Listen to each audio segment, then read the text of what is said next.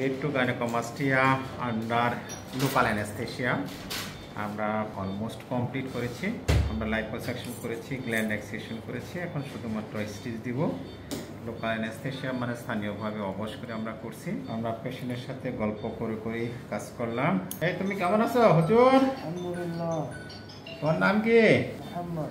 মোহাম্মদ। মোহাম্মদ কি? শরীফ? শরীফ মোহাম্মদ। আচ্ছা আচ্ছা। এখন কেমন আছো বলো? আলহামদুলিল্লাহ অনেক ভালো। বিয়ে শাদী করছো? জি না। করো নাই? কিসে করো পড়াশোনা? মাওলানা। হ্যাঁ হ্যাঁ, আলে। আলেম, মাশাআল্লাহ, আলেমে পড়ে। লোকাল অ্যানেস্থেশিয়াতে করাতে তোমার সুবিধা হলো যে তুমি এখনই কেটে চলে যেতে পারবা। ফুল অজ্ঞান করলে যেটা হয় যে অজ্ঞান ফিরবে, অজ্ঞান আসতে সময় লাগবে, এই সমস্ত আর কি একটু ঝামেলা থাকে। তো গ্রেড টু গাইনোকোমাস্টিয়া যেটা বলছিলাম দুইভাবে করা যায়, লোকাল অ্যানেস্থেশিয়া, জেনারেল অ্যানেস্থেশিয়া দুইভাবে। আমরা এটাতে যেটা দেখালাম সম্পূর্ণ লোকাল অ্যানেস্থেশিয়ার মাধ্যমে। তো হুজুর বলো, অভিজ্ঞতা বলো কেমন হলো? আলহামদুলিল্লাহ। বেশি ব্যথা পাইছা?